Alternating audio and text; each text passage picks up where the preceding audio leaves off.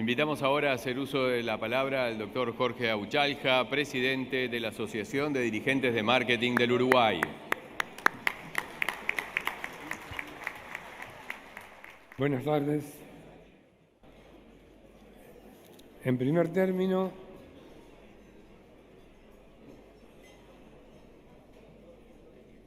agradecer y saludar a todos aquellos amigos que tuvimos un contacto durante tantos años y hoy nos reencontramos en este evento. Así que a todos ustedes el abrazo fuerte y el reconocimiento por el afecto que tenemos.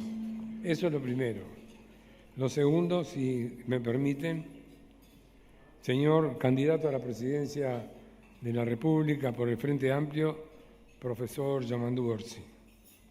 Señora exintendente de la República y candidato a la vicepresidencia de la República por el Frente Amplio, ingeniero Carolina Cose.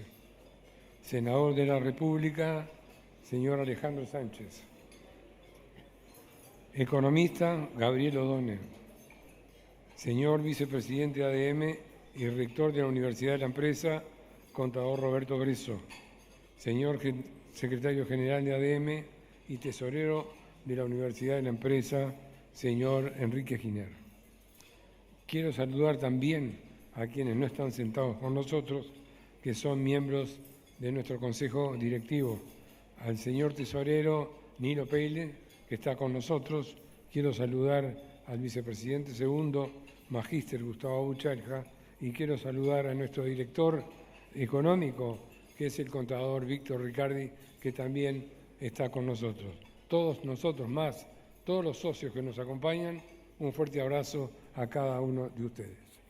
Autoridades nacionales todas que están hoy aquí, señores embajadores y representantes de países amigos, señores presidentes y representantes de cámaras empresariales y asociaciones profesionales, decanos, docentes y estudiantes de la Universidad de la Empresa, señores de los medios de comunicación, queridos consocios, señoras y señores.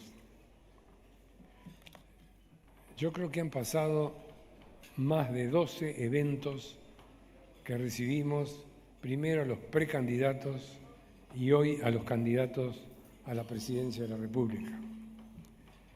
Es para todos nosotros, sin exclusión, el momento más importante en la historia democrática de nuestro país, cuando tenemos el derecho y la libertad de elegir a quienes queramos para que lleven adelante nuestro país.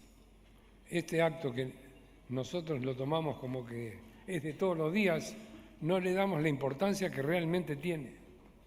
Vamos a elegir a quienes nos representen de aquí a 5 años y vamos a participar junto a esas autoridades con la marcha de nuestro país. No es un tema menor, es un tema mayor, y justo lo hablábamos con el candidato Yamandu Orsi, que con este evento estamos llevando a cabo 2 plebiscitos. Uno que tiene que ver con las pasividades y otro que tiene que ver con la Guardia de Seguridad para poder ingresar en los domicilios a la noche. Yo creo que la elección per se es más importante que 2 plebiscitos. Yo creo que todos tenemos que estar enterados de quiénes vamos a elegir para que nos representen. Y yo creo que un evento de esta magnitud nos permite recibir a uno de los candidatos y sus acompañantes para escuchar exactamente cuál es la propuesta. Y nosotros, dentro de exactamente de 19 días, vamos a ir a votar y a elegir a esas personas que nos van a dirigir nuestro país. Nuestro país. Y no nos olvidemos que quienes estamos acá somos todos uruguayos. No somos de banderas que nos dividan. Todos pertenecemos al mismo país. Todos nos conocemos. Todos sabemos quiénes quiénes somos, qué es lo que hacemos y a dónde vamos. Por eso quiero destacar la presencia de la ex vicepresidenta de la República, la señora Lucía Topolansky, que vino acá con nosotros. Así que yo te saludo, Lucía.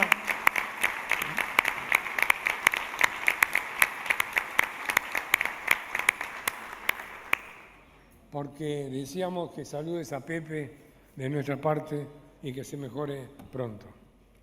Yo lo que diría ahora es invitar a nuestro conferencista invitado, candidato a la presidencia de la República, el presidente, el profesor Yamadou Orsi, para dirigirse a ustedes.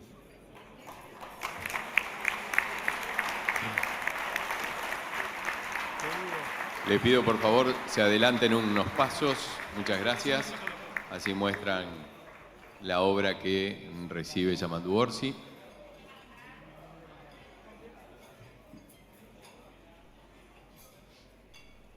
¿Cómo le va?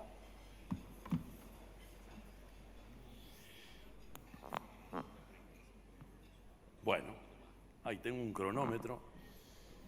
Muchísimas gracias por estar todas y todos.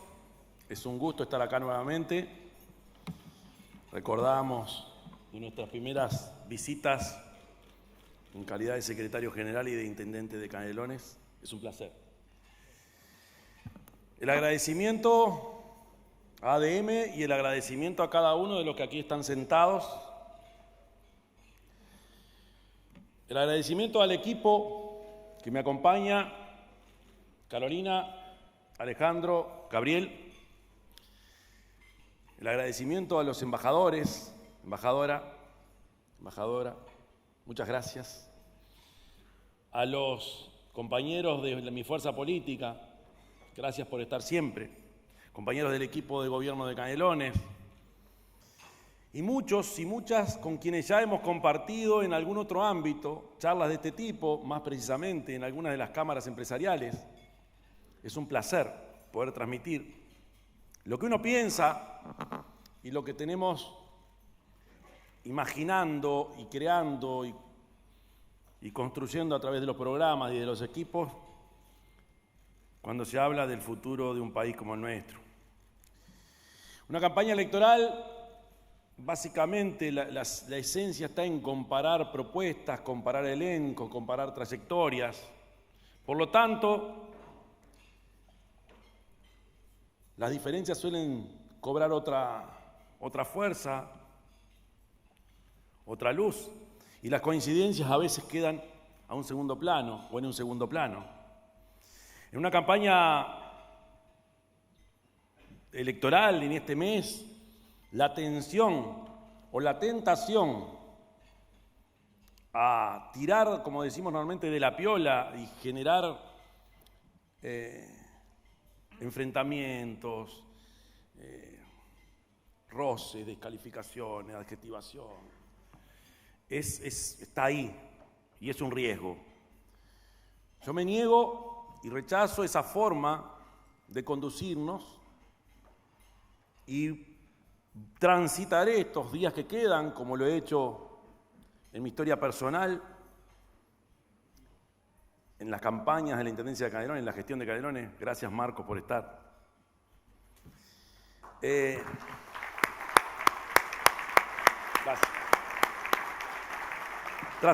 Transitaremos por el terreno de la propuesta, de la mano tendida, del acuerdo y, por supuesto, de marcar puntos de vista distintos, pero sin que eso implique volar ningún puente, sin que eso implique, no hablo de grietas, pero generar divisiones que después se hacen muy difícil de volver atrás. Considero que la discusión política o el debate electoral, al debate electoral están faltando algunas cosas. Yo hoy me voy a detener en una muy particular y que creo que le hace falta siempre cuando alguien elabora propuestas de cara al futuro cercano. Uno de los debates que está faltando, que considero que es escaso, es el análisis del contexto mundial y global y el contexto regional en el que nos movemos. Nuestro programa, nuestras 48 medidas que presentamos en Colonia, se dan en un marco particular, en un marco mundial y regional determinado. Y quiero referirme a un concepto del inigualable Enrique Iglesias, cuando nos plantea, no estamos en una época de cambio, sino que nos dice que estamos en un cambio de época, donde la arquitectura geopolítica surgida de la posguerra está en crisis. Nuestro peso específico como país no nace de nuestra fuerza económica, por supuesto, en el mundo, y tampoco por nuestro tamaño, sino que es por nuestra conducta y por nuestro prestigio a nivel mundial. Además, si pensamos bien, en vísperas de nuestro bicentenario, hay que admitir que quizá nuestra Cancillería, nuestras relaciones exteriores nacieron antes que el Estado, porque fuimos fruto de un proceso internacional de debate y de luchas que generaron la existencia de un Estado nuevo. Podríamos decir que las relaciones exteriores en Uruguay nacieron antes que el Estado y, por supuesto, antes que la nación. ¿Cómo está el mundo hoy? ¿Cómo lo consideramos? ¿O cuáles son las características? Alguien me decía por allá por el norte que es un mundo que es volátil, incierto, complejo, ambiguo, frágil, ansioso, no lineal, impredecible y rápido. Por lo tanto, nuestras respuestas ante un mundo tan desafiante tienen que ir en un sentido similar, o por lo menos tener en cuenta estas características.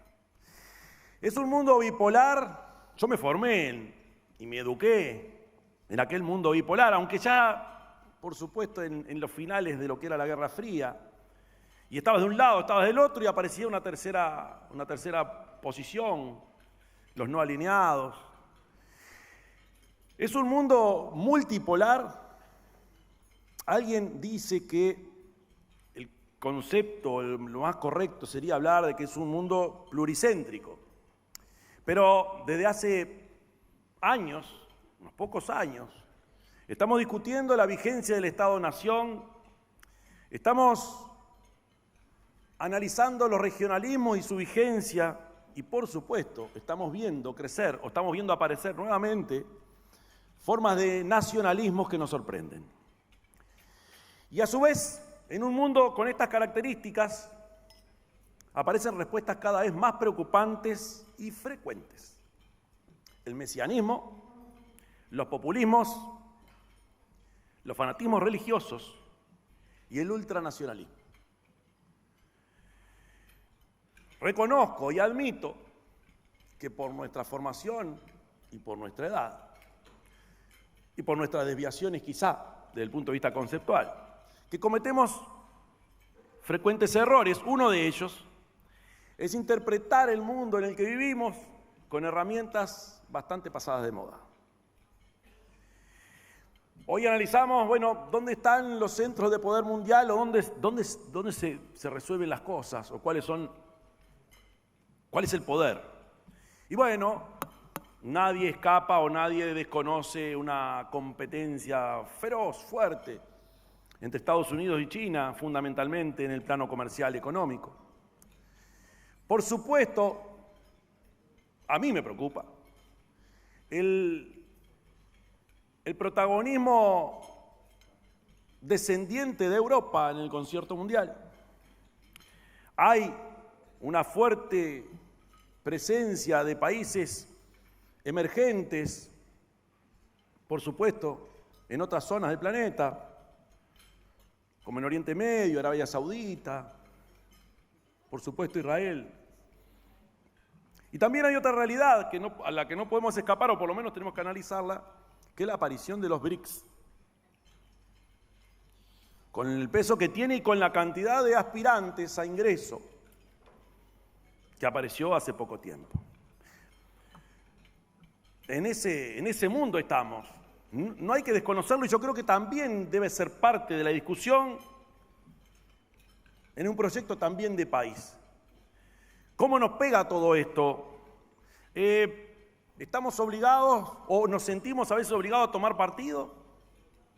En un mundo tan complejo, nos movemos y nos seguimos moviendo con cautela, nos relacionamos con todos los actores.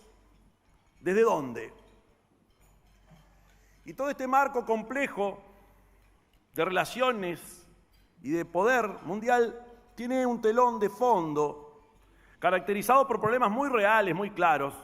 Por supuesto, el cambio climático, las migraciones, que antes para nosotros en América del Sur era un problema de Europa o de América del Norte. Hoy es un problema global y aquí también por el sur. Somos protagonistas de algo que no tiene signo, pero que existe y que es muy fuerte.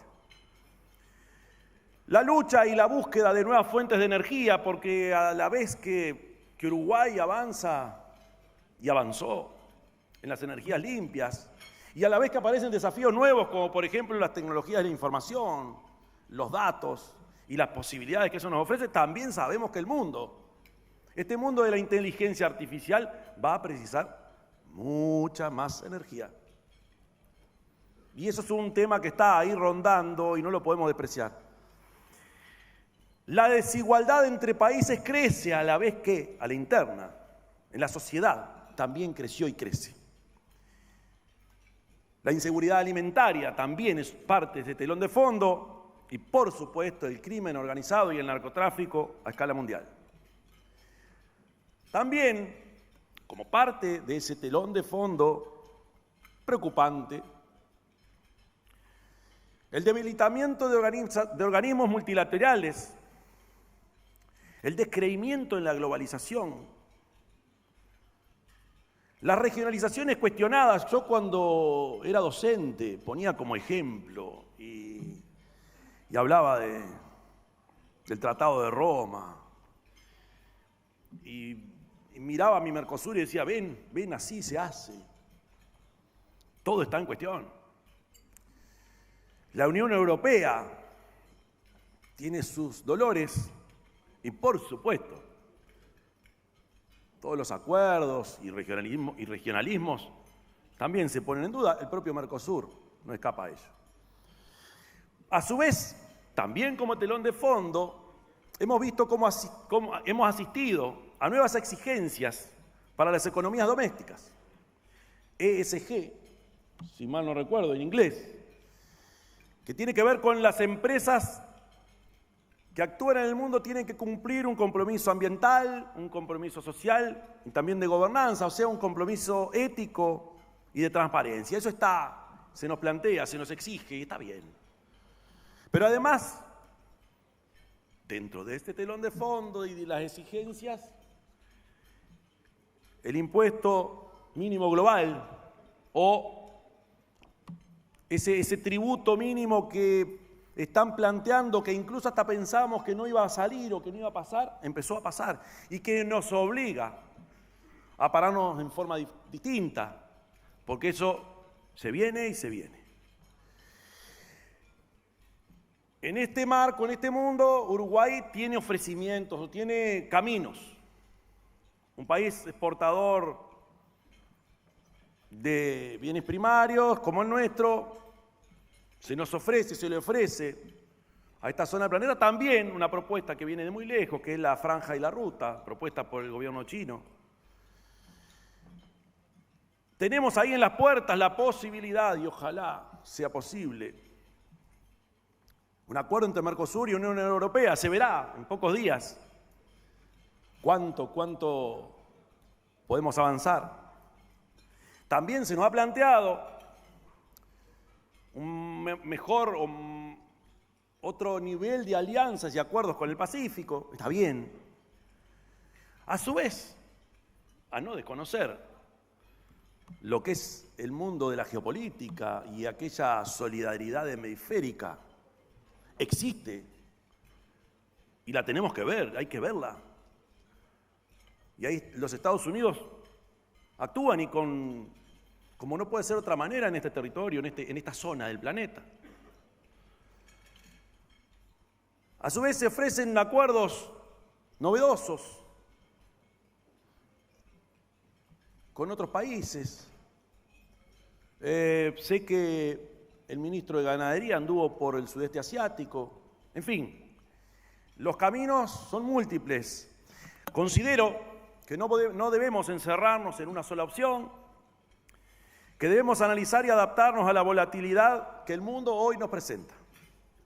Siempre desde nuestra profunda, clara y firme vocación democrática y opuesta y rechazando fuertemente toda opción de violencia y de terrorismo, esté donde esté. En este marco, en este mundo, tenemos tareas urgentes y que esas tareas aparecen en nuestros programas. Nosotros considero que la clave en Uruguay ha sido y tiene que seguir siendo crecer, avanzar, y a la vez que se avanza y se crece desde el punto de vista material, fortalecer las estrategias de cohesión social que nos han caracterizado a lo largo de nuestra historia. Este doble ritmo y esta doble tarea que tiene que ir en consonancia nos interpela una y otra vez y con notas preocupantes. Por ejemplo, los temas de infancia y adolescencia, que en todo el espectro político se reconocen como centrales. Problemas en nuestra productividad y, como no podía ser tampoco en esta charla faltar, los temas de narcotráfico, crimen organizado y la delincuencia y la violencia que acompaña todo eso. Son tres notas que decidimos considerar como centrales, dada la realidad que vivimos hoy como país y los desafíos que tenemos para adelante. A ver, vinculando estos desafíos de carácter nacional con el mundo y con nuestros roles, hay que tener claro que ninguna transformación es posible sin más inversión y sin más exportación. La inversión extranjera directa y la inversión local son centrales. El volumen y la calidad de nuestras exportaciones son un objetivo. Y la búsqueda de más destinos para nuestras exportaciones también son un mandato. Hemos planteado en el programa o en las prioridades medidas inmediatas o fáciles de identificar. Por ejemplo, el fortalecimiento del Uruguay 21 y la incorporación del sector privado a ámbitos de coordinación y conducción. El fortalecimiento de las MIPYMES, actor protagónico de la economía nacional en un porcentaje altísimo. El fortalecimiento de la ciencia, la tecnología, la innovación y la coordinación y cooperación entre ese mundo y el mundo productivo como tarea ineludible e inmediata. Por otro lado, utilizar las herramientas que ya existen, usarlas y potenciarlas, como la Ley de Inversiones, la COMAP, y analizar de verdad, con profundidad, el impuesto mínimo mundial y cuánto nos desafía, dado que quizá algunos de los estímulos o de los incentivos que Uruguay ha concretado a lo largo de su historia, quizá se vean hackeados por esta otra realidad de carácter mundial. Nos hemos planteado también, dado el avance de la producción y de los servicios en nuestro país, un plan nacional de infraestructura, también un plan nacional de agua, parece una obviedad, y un plan nacional de riego. Esa realidad que aparecía como en los libros o en algunos apuntes quedó al descubierto cuando el cambio climático nos puso en un desafío tremendo. Y ahí aparecen otras realidades también y otros vínculos. Por ejemplo, ¿qué hubiese pasado si Uruguay no hubiese transformado su matriz energética en un momento donde la escasez de agua generaba riesgos también en la generación de energía. Nos planteamos, además de esto, cuando digo un plan de riego, hay una ley de riego, no hay reglamentación, nosotros no pudimos hacerla cuando tuvimos el gobierno, este gobierno tampoco.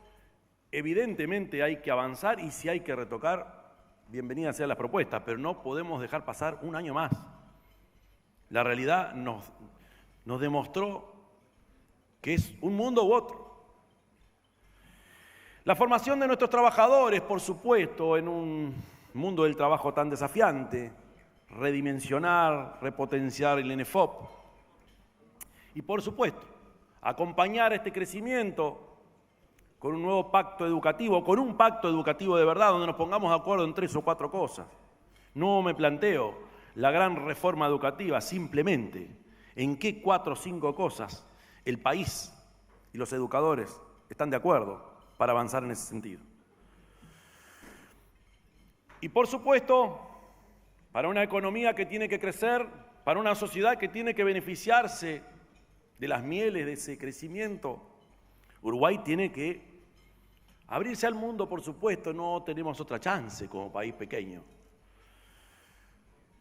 Por supuesto, fortalecer el tránsito, el avance que se tuvo con China, que la empezaron otros gobiernos, la siguió este y tenemos que continuar. Por supuesto, repensar, fortalecer y hacer más viable y potente nuestro Mercosur. Por supuesto, avanzar en el Pacífico. Aprovechar algunos acuerdos, algunos tratados que tenemos, por ejemplo, con México, en épocas donde los TLC ya no están de moda. Tenemos un buen acuerdo con México, hay que ponerle mucho más contenido. Avanzar también en los vínculos con otros países como los Estados Unidos, quienes nos compran, por ejemplo, el software y que el tráfico comercial ha venido creciendo, es buena cosa, más en esos rubros. La Unión Europea, por supuesto, el Reino Unido, con los desafíos que tiene desde la desvinculación de la Unión Europea. Con la India, con Israel, con el resto de los países del Golfo. Pero lo primero, y los vínculos más estrechos o más fuertes, sin duda, tiene que ser con nuestros vecinos. Debemos aprovechar nuestro histórico rol en la región y en el mundo, pero fundamentalmente en este rinconcito. A diferencia de ese concepto del péndulo, lo más importante es ser el Uruguay, seguir siendo puente de integración. Y me recordaba un compañero que la primera vez que se unieron, que se juntaron cancilleres de este Río de la Plata, fue a instancia de Enrique Iglesias allá en los 80. Parece mentira que después de tantos años del Tratado de Roma, aquí, recién en los 80, se pudieron unir y juntar los cancilleres para diseñar políticas conjuntas.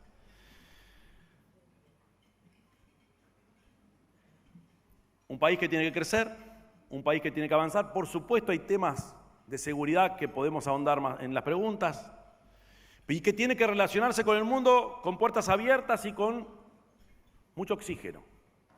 Pero no podemos eludir en este momento, en este tiempo, en esta fecha, lo más dramático que hoy está sufriendo el mundo y que es una obviedad, pero son las guerras de las que estamos siendo testigos horrorizados. Enfrentamientos desgarradores, dramáticos, terribles. Por supuesto que podemos analizar, condenar, justificar, pero somos conscientes, y es nuestra tradición en el concierto mundial como país de paz, que la guerra no termina solucionando las cosas. Por supuesto que cuando digo esto también me refiero fundamentalmente a los actos terroristas. Pero para nosotros, para nuestra vocación nacional, la única solución para estos problemas es la paz, ya que el hambre, la pobreza, la contaminación, las catástrofes, cuando hay climas de guerra, incluso en el corazón de Europa, algo impensable, son lo que predomina. O sea que nuestro saludo a los países que están en tan doloroso problema y ojalá podamos decir pronto, esto por suerte se terminó. Condenamos siempre el terrorismo, condenamos siempre la guerra como elemento para solucionar los conflictos, donde sea que ocurran. Y es importante reconocer que de los continentes de este mundo tan complejo, América Latina, que tiene desencuentros políticos, que tiene el avance del narcotráfico y la violencia, que tiene inestabilidad política, hoy América toda es un continente donde entre los países, entre los estados no tienen guerra. Parece un dato menor, pero es importante. Y en ese concierto regional, en este continente de 30 y pico de países, el Mercosur, hay que reconocer, no está bien. No ha dado los resultados que nos imaginamos en algún momento. Es un piso del que hay que partir, pero que sabemos bien que no es suficiente.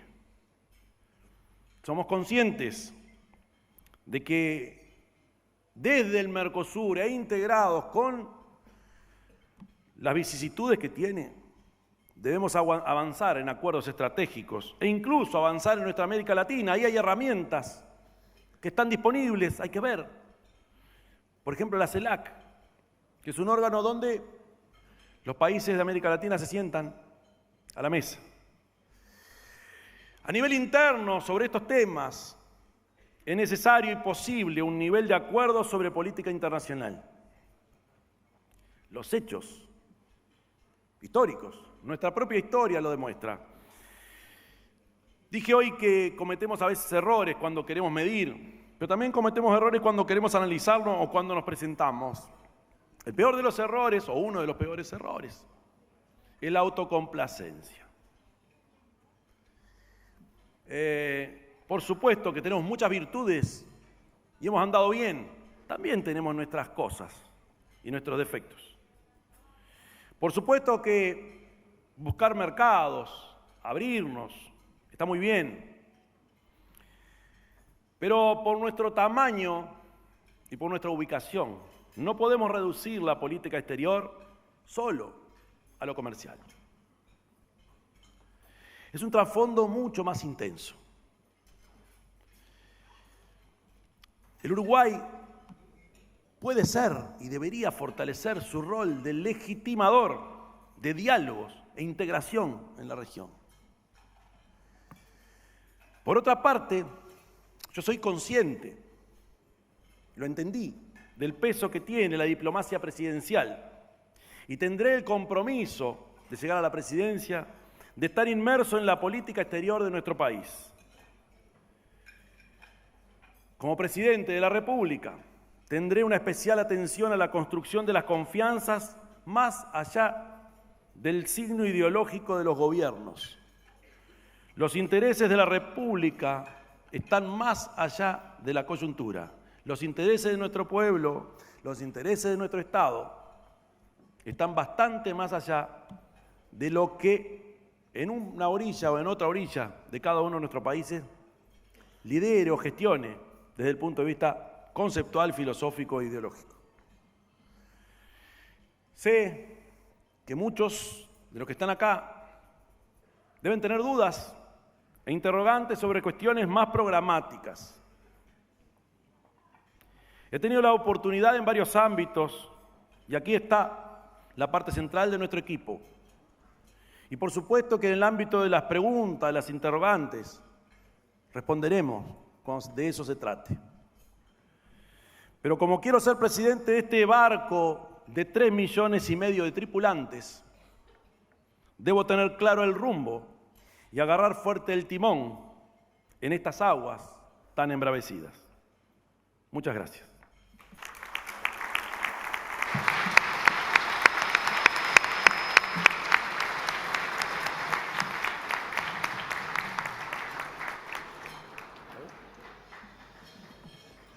Buenas tardes. Le pedimos, profesor, que se quede por ahí, porque hay muchas preguntas de la gente que están llegando.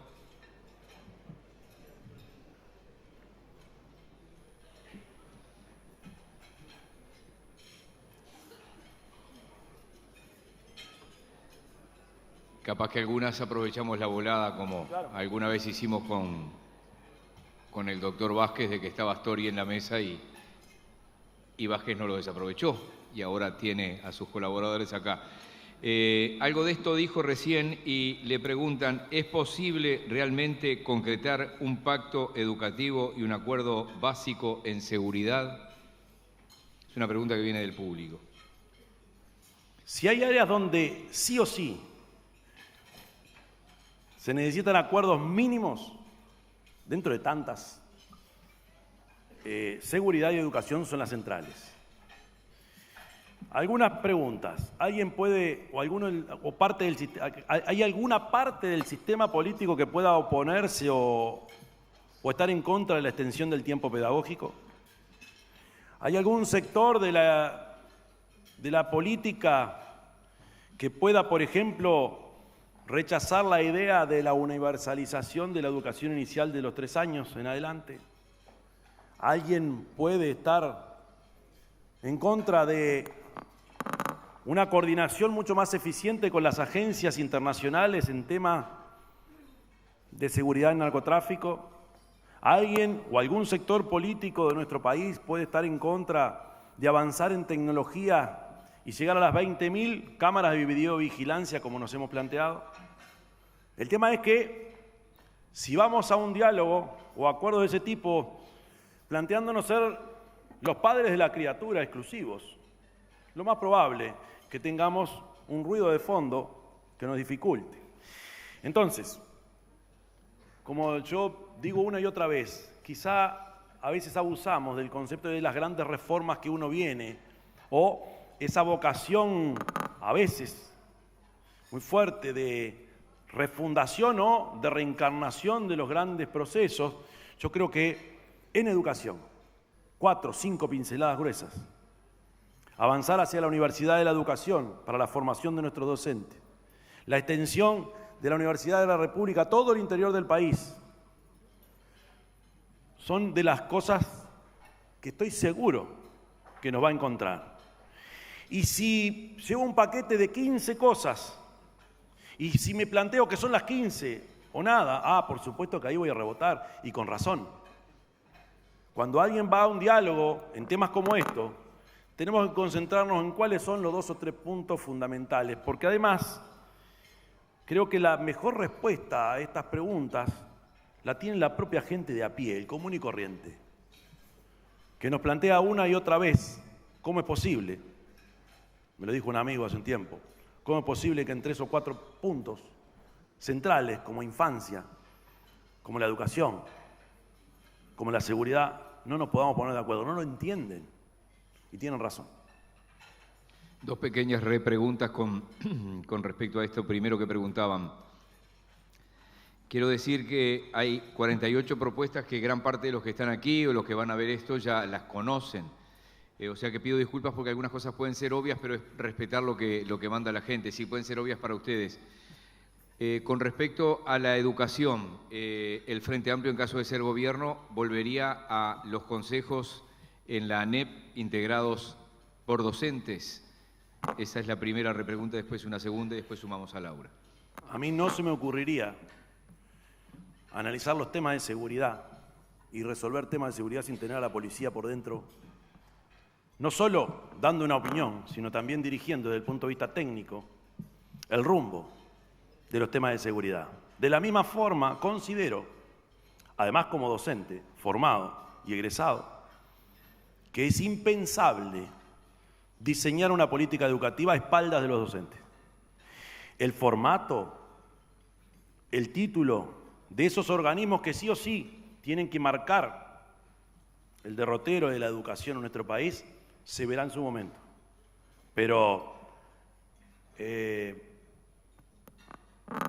arrancar un proceso de ese tipo, de pique, de arranque, sabiendo que, y no estoy hablando solo del trabajador organizado, estoy hablando incluso de instrumentos que el país creó, como son las asambleas técnicos docentes, donde los docentes todos están obligados a opinar. La opinión de las asambleas técnicos docentes creo que evidencian un divorcio entre lo que son las estrategias y la ejecución. No hay forma, no conozco otra forma de conducción de una política determinada en cualquier área si uno no tiene a los actores centrales, por lo menos, sentados en una mesa analizando juntos el futuro. Por supuesto, la política hace lo suyo.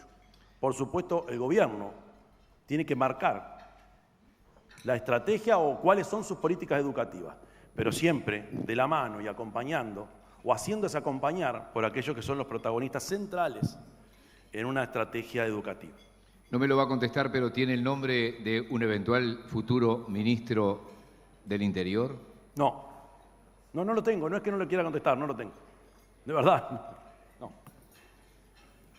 Buenas tardes, saludo para todos. Vamos con una pregunta que también, en este caso, viene del público y tiene que ver, ya que estamos hablando con los acuerdos y también a las reformas, y entra la seguridad social. En caso de no salir el plebiscito, ¿cuáles son los puntos en ese gran acuerdo de diálogo nacional en los que avanzarían a diferencia de lo que fue aprobado o lo que sale con el actual gobierno? ¿Que fue aprobado con qué? Perdón. Lo que tenemos ahora como reforma de seguridad social, en un escenario en que el plebiscito no sale, llega Yamandu Orsi al gobierno. ¿Cómo Bien. se encara este diálogo nacional al que aspira el Frente Amplio y cuáles serían los puntos en los que avanzaría para cambiar la reforma que actualmente tenemos? Gabriel. Si alguno, digo, a ver, después te dejo, pero a ver, lo primero es, cuando el Frente Amplio en su programa establece la idea de un diálogo social, en el marco de la seguridad social en su conjunto, no solo donde tenemos el tema pensiones, jubilaciones, sino que es bastante más amplio y, por supuesto, el Sistema Nacional de Cuidados ahí tiene mucho para hacer y para decir. Sin perjuicio de eso, evidentemente, esta reforma que se llevó a cabo en este periodo de gobierno no resolvió los problemas de fondo. Y evidentemente arrastramos a lo largo de nuestra historia dificultades que en un momento u otro nos van a explotar o nos van a reventar. Y bueno, ya los ejemplos de algunas cajas ustedes lo tienen como un desafío casi inmediato. Gabriel o Alejandro o cualquiera. Ale. Hola. Bueno. Estaba atragantado, presidente. Lo agarré mal. Toma un poquito de agua, que estaba comiendo el postre. Muy ahí. bien. En octubre, y está colgado en la página web del Frente Amplio, el Plenario Nacional del Frente Amplio aprobó un documento que se llama Bases para el Diálogo Social.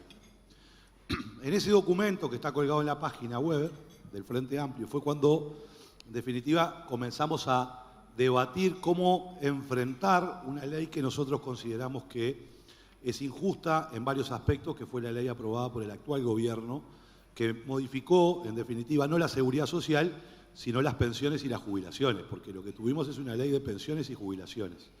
Y nosotros sentimos que, dados los cambios en el mundo del trabajo, dadas nuevas modalidades contractuales y los problemas que acarrea en el Uruguay la necesidad de avanzar en el sistema de cuidados, que hace a la seguridad social, que es mucho más complejo que jubilaciones y pensiones, entendemos que es necesario analizar un marco mucho más amplio con respecto a estos temas. Por ejemplo, las prestaciones en términos de seguridad social y cuidados, pero lo que planteamos es una metodología en donde pueda haber una gran participación de la enorme mayoría de la sociedad, de la academia, de los empresarios, de los sindicatos, de los partidos políticos, a efectos de poder considerar varios de estos aspectos que tienen que ver, por ejemplo, con el trabajo del futuro. Voy a poner un solo ejemplo, para no tomar mucho tiempo.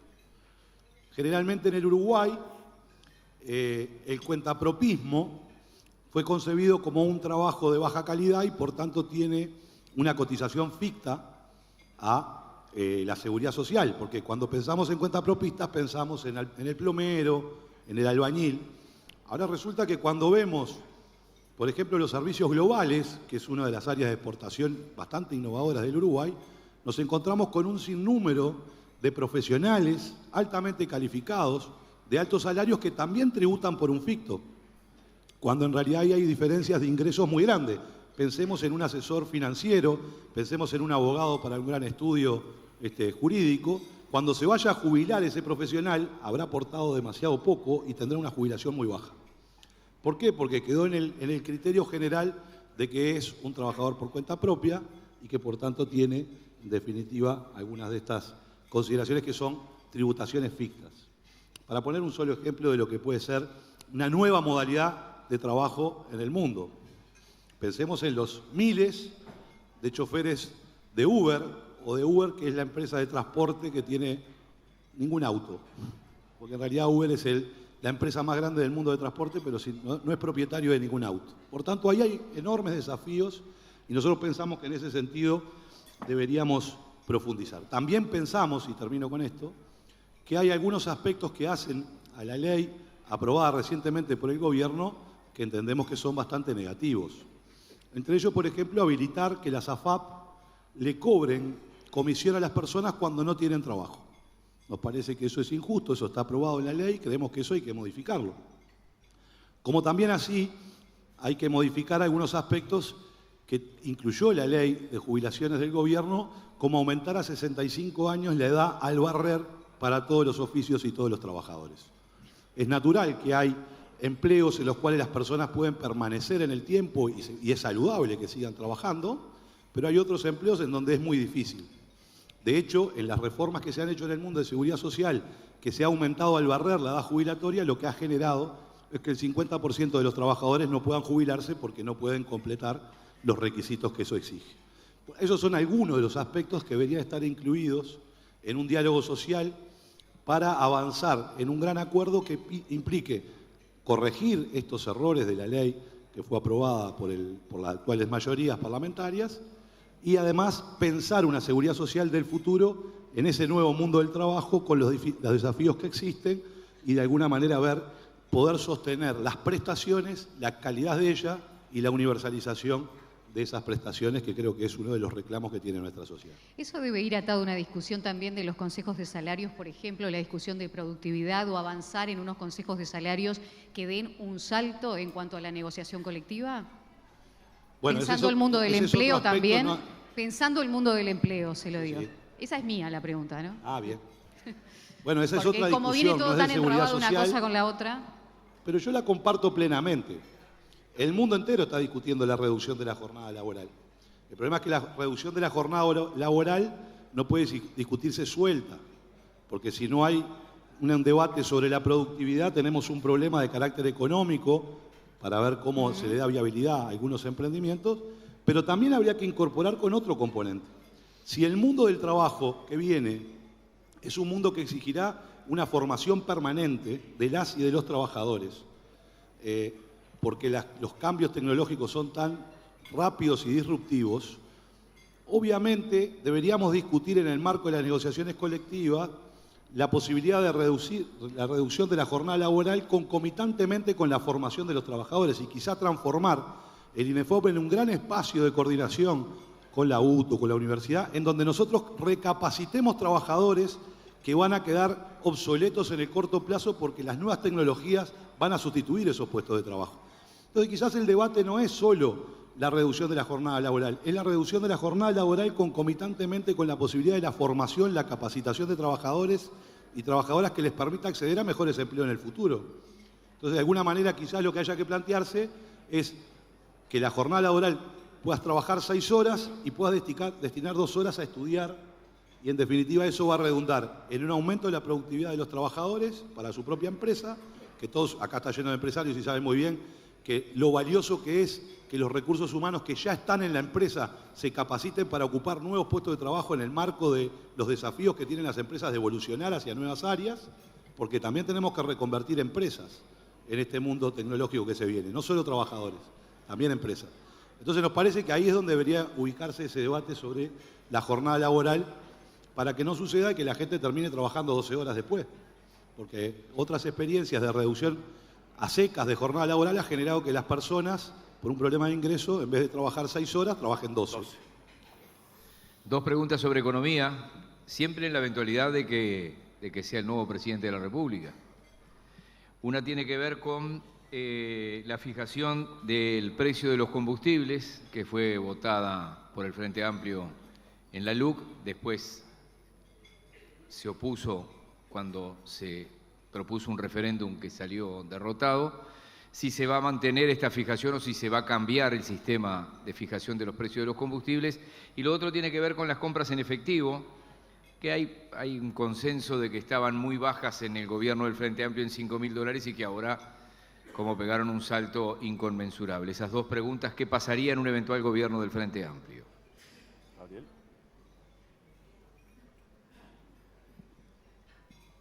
Está bien, está prendido. Bueno, buenas tardes. Agradezco la invitación y es un honor para mí estar con Yamandú, con Carolina y con Pacha aquí representando al Frente Amplio en algún sentido, a un eventual gobierno del Frente Amplio, así que muchas gracias. Son dos preguntas muy específicas, muy concretas y como comprenderán dependen de un conjunto de circunstancias que uno tiene que evaluar en el marco de una visión más global. Por lo tanto, creo que en un momento como este en campaña lo único que puedo decir es consideraciones de tipo general, pero que estas cosas siempre se evalúan a la luz de lo que uno va enfrentando cuando está en el ejercicio de la función. A ver, como lógica general, todo proceso de formación de precios que esté relacionado con el costo de producción y con el costo de poner a disponibilidad de lo que se está vendiendo es una política deseable y cuando eso así no sea, deben ser explícitos los criterios que guían esos cambios. Por lo tanto, yo soy partidario de que los precios de los combustibles reflejen adecuadamente los costos de producción y en todo caso, si es necesario hacer algo diferente, hacerlo de manera más explícita o de manera clara, como criterio general. Y la segunda pregunta es, recuérdenmela, por Las favor. compras en efectivo, que estaban en $5.000 y después pasaron a 50 y ahora están creo que por encima de los $100.000. A ver, yo creo que todo el proceso de avance hacia la inclusión económica de las personas en una lógica donde el sistema financiero se integra activamente es bueno desde muchos puntos de vista. Es bueno porque, por un lado, vuelve sujetos de crédito y sujetos de derechos a muchas personas, pero también es bueno porque forma parte del sistema de contralor estratégico del país en relación a muchos aspectos. Por lo tanto, yo creo que el límite hoy es un límite con el que no me siento cómodo, digamos. Ingeniera. Es algo que no está discutido. Sí, solo para complementar el tema de la fijación de precios de combustible, que se hizo referencia a la ley, ¿verdad?, que trabajamos, me tocó ser senadora junto con Pacha y trabajar en la redacción de ese artículo, que sea según paridad de importación en sí mismo no está ni mal ni bien, es un criterio. Lo que sucede que es cómo se calcula la paridad de importación, o sea, estamos comparando el precio a boca del surtidor con el precio de importar el combustible acá o en otro lugar del mundo. Básicamente es eso. Entonces se trata, y eso no, esa comisión que iba a estudiar cómo calcular el PPI, el precio de paridad de importación, finalmente no sucedió. Entonces, en realidad, el precio de paridad de importación puede estar bien, pero tiene que ser calculado razonablemente para que sea un parámetro objetivo de comparación hacia la eficiencia de la empresa pública. Laura. Vamos con preguntas que apuntan a la región y en caso de ser electo presidente, ¿cómo será el vínculo con Lula por un lado y con Javier Milei por otro? Y si ve posible una reunión entre los tres. Propiamente dicha, ¿no? Más allá de que se concrete la reunión, si se pueden llegar a acuerdos. No hay otra forma o no hay otro camino para el presidente de la República Oriental del Uruguay que tener la mejor relación con el gobierno argentino y el gobierno brasileño, más teniendo en cuenta que es gente que son gobernantes surgidos de elecciones democráticas. No hay otra forma, y menos para Uruguay, por lo que dije hoy. Es necesario, imprescindible, la mejor de las relaciones con nuestros vecinos, también con el Paraguay. No importa el signo, lo dije y lo reitero.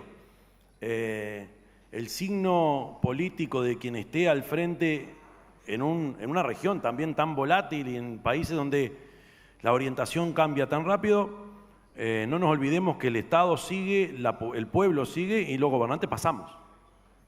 ¿Y ve posible esa reunión y, Claro que y sí. esos encuentros como nombró tanto a Enrique Iglesias cuando dice hay que ir a los puntos en común y no a las diferencias? ¿Las ve posible? ¿Perdón? ¿Lo ve posible entonces este encuentro, Claro. más allá de las diferencias? Más allá del encuentro, la Cancillería tiene que hacer lo suyo. Pero en lo que tiene que ver con relación, porque la pregunta normalmente me la hacen con respecto a cómo va a ser el vínculo del Uruguay con la Argentina, como tiene que ser siempre. Y las veces que ha habido coincidencia filosófica o ideológica, no necesariamente las relaciones son nada más fluidas. Hay ejemplos que muestran claramente que eso es más que relativo. No, y también de alguna manera propiciar el acuerdo que pueda llegar a haber entre Lula y Milei. Puede jugar ahí Uruguay. A eso me refería en una vocación histórica del Uruguay de articulación permanente y que tiene que ver hasta con nuestro surgimiento como Estado. Yo creo que es una oportunidad que tiene que ver con nuestro rol en la región. Yo se lo dije al presidente actual, a Luis Lacalle Pou, creo, esto es una opinión mía, creo que él logró más en una hora con Lula que en 4 años con Bolsonaro. Pero eso, digo, fue en una charla acá en público, como estamos ahora. ¿Usted estuvo en lo del CIMBE hoy de mañana? ¿Perdón? En lo de CIMBE. Sí. Bueno, para los que no saben, el CIMBE, que es el Centro de Investigaciones Económicas, lanzó hoy, o dio un puntapié inicial, podríamos decir, para cambiar el sistema de transporte público de Montevideo en el área metropolitana. Y los viejos como yo dirán, te lo escuché hace 30 años, te lo escuché hace 25, te lo escuché ayer. ¿No? Y sí.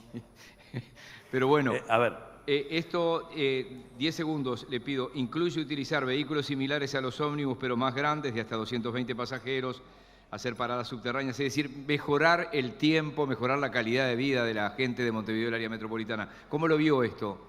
Bueno, a ver, yo hace años que vengo planteando desde donde nos tocó trabajar con Marcos la necesidad de un nuevo diseño institucional metropolitano para esta y otras áreas. En otros países existe, en Uruguay no. Voy a dar un concepto general y después le pido a Carolina que como protagonista también de nuestro mundo metropolitano pueda complementar, porque incluso ni hablamos después de haber salido de la presentación de hoy. CIMBE presentó una propuesta concreta, o por lo menos bastante más afinada de lo que históricamente hemos asistido, donde incluye modalidad eléctrica, cambio en infraestructura potente, transporte multimodal y la jerarquización de algunos corredores. Para terminar y para darle paso a Carolina después, digo lo siguiente. Pensando en los próximos 5 años o los 10 años próximos del país, creo que tenemos una doble tarea fundamental. En el interior del país, jerarquizar, aprovechar y valorar el agua y el suelo, y en el área metropolitana resolver los problemas estructurales de movilidad que estamos teniendo desde hace tiempo. Carolina, si sos tan amable. Gracias. Creo que el proyecto que se presentó hoy es verdaderamente entusiasmante. En la Intendencia de Montevideo, apenas unos meses de asumir, y en conjunto en una reunión con Yamandú, con el Presidente de la República, le presentamos una prefactibilidad de un proyecto de 2 corredores eléctricos, uno que llevaba Ciudad Vieja, 18 de julio, 8 de octubre, Camino Maldonado, y el otro, Ciudad Vieja, 18 de julio, Avenida Italia, Giannatasio. Planteamos también un esbozo de financiación que no impactara directamente al déficit fiscal. Nunca tuvimos respuesta de eso. Hoy lo que se presenta, desde mi humilde punto de vista, es un proyecto urbano que tomo las ideas que planteó la Facultad de Arquitectura. Me parece un gran acierto que CIMBE haya invitado a la Facultad de Arquitectura a sumarse al proyecto. Y el docente que explicaba de la Facultad de Arquitectura decía: los proyectos, cuando son de escala, tienen que resolver más de un tema a la vez, obviamente. Y este proyecto planteado resuelve más de un tema a la vez, pero fundamentalmente es una transformación profunda, urbana, del área metropolitana, que además tiene elementos secundarios fundamentales como la disminución de los tiempos de viaje, la mejora de la eficiencia, cambios estructurales del sistema de transporte, cambios en la gobernanza, pero sobre todo tiene 2 corredores ecológicos y una nueva concepción de integración de la naturaleza y de la ciudad, que siendo nueva, en realidad parece la más natural, que es que la naturaleza somos todos. Ojalá lo podamos hacer y ojalá encontremos la mejor forma de encontrar los dineros, ¿verdad? Bueno, muchas gracias. Es un cambio cultural que nos plantea, ¿no? Yo pensé que era, no, es cultural, porque vamos a tener que acostumbrarnos a otra forma maravillosa de poderlo concretar. De verdad, es un buen arranque. Profesor Yamandu Orsi, en nombre de la Asociación de Dirigentes de Marketing, muchas gracias. Muy bien, muchísimas gracias para todas y todos por acompañarnos, gracias al disertante, a su equipo.